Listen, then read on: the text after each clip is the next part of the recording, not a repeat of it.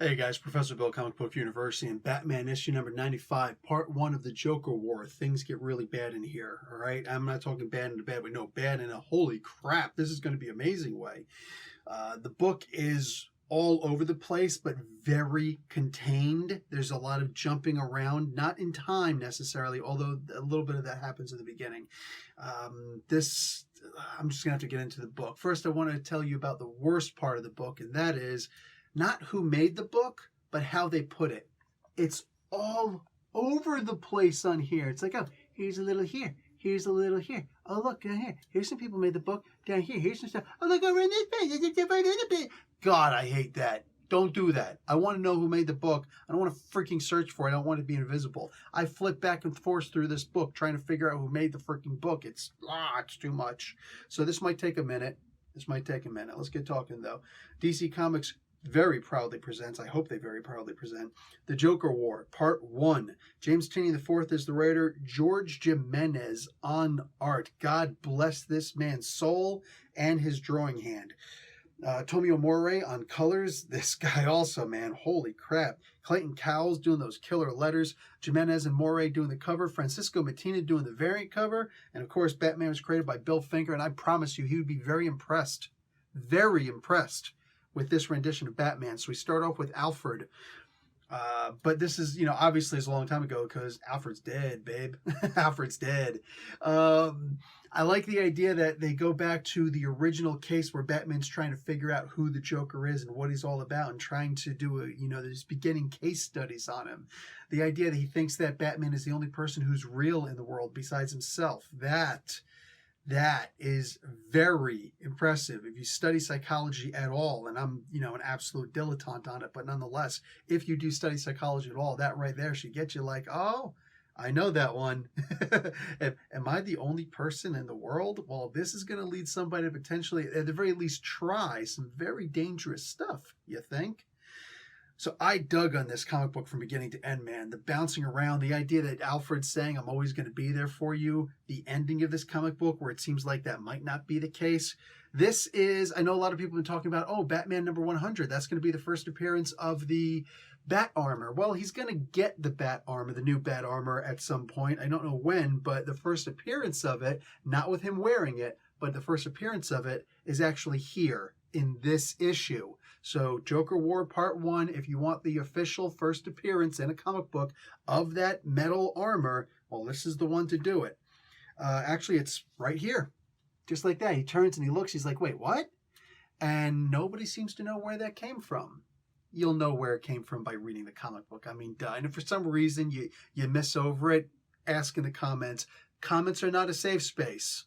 So there are spoilers in the comments. I would like you to put spoilers or spoiler question, but yeah, just feel free to ask. I'm happy to explain. If I see the comment, I will explain it, or hopefully somebody else will. But anyway, I got to go into the art because like all the art is great, but this picture alone, my God, man, what is George Jimenez made out of? Dude, like this guy is just absurd how good his art is, and I'm just staring. I just want to let you watch me staring at this for a little while. That's how good this is.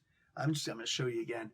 My God, look at that. This guy is a living legend with this. And Morey on this also. Tomio Morey, he's the one who did the background and all that crazy psychedelic looking swirling background. So her own concoction of this what do you call it? It's a bit of Joker venom, a bit of Joker toxin, a bit of venom. So it's, make it hard to come off and whatnot. Like the whole conversation was brilliant. A lot of people wondering, is Punchline going to be any good? Well, this is the first time that we're really seeing her go at it. She did have a little bit going at it with Harley before, and only makes sense. But in this, she was able to beat Harley. And I'm saying, according to Tom King, she could take down 3 flashes and 3 moves inside of 3 seconds flat. Was it even that long? So, yeah. So if Punchline is able to take out Harley, that makes Punchline one of the toughest characters in the entire DC universe. How's that for canon? Anyway, all that silliness aside, this was actually really cool. She did things in here. She thought crazily, but she thought. And I loved this, man. What happens to Lucius Fox in this is wicked. I'm looking like, oh my God, this is really bad. Like, this is so bad. The stakes could not be higher, right? Right now, Batman still has good stuff. I'm hoping, and in Tinian I trust, dude. I've said this so many times. I'm going to say this again. I think this is the first time he's saying that in a comic or in a Batman comic book. Usually I say that with the Justice League Dark books. But in Tinian I trust, dude, that he's going to make it so that pretty soon Batman's running out of toys, running out of charges, running out, like maybe he takes a special kind of battery, like for his cowl, all that stuff in the cowl. Do we think that he just used the standard AA, batteries, chucks in a little C cell and just, or one of those 9 volts and just, stick it back there? What's he using? So is he going to have access to those anymore? If they're not replaceable and you could just, recharge them, cool. What kind? Does it use a regular iPhone charger? What does it use? Right? What are we gonna see? So I'm really hoping that we get a lot of that, the degrading tech behind Batman, because it's one thing for King to say I'm going to take him out of this awesome Arkham Asylum armor, which is admittedly one of the coolest freaking armors in the world. It's better than the purple gloves that he started off with, but I digress. For me, it's like he took him back to the regular cloth, which I'm cool with, but now, having regular cloth, but still having all the gadgets just in your cowl alone. Like, is he going to run out of batarangs? How many secret stashes and supplies does he have around?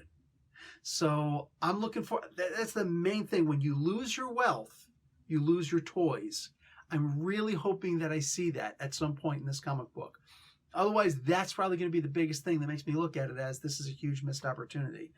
But hey, that's just me. Anyway, guys, I liked this comic book so much. Great.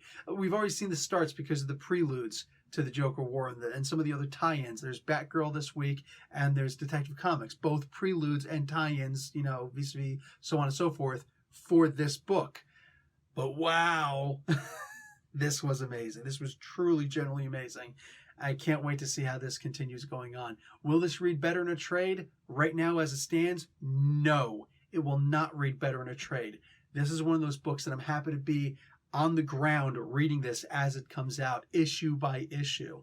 Because, holy crap, and like I said, first appearance of that metal armor in here, that's going to mean something. Let's just be realistic. I don't know. I should have probably looked to see, is it already selling a lot on eBay, right?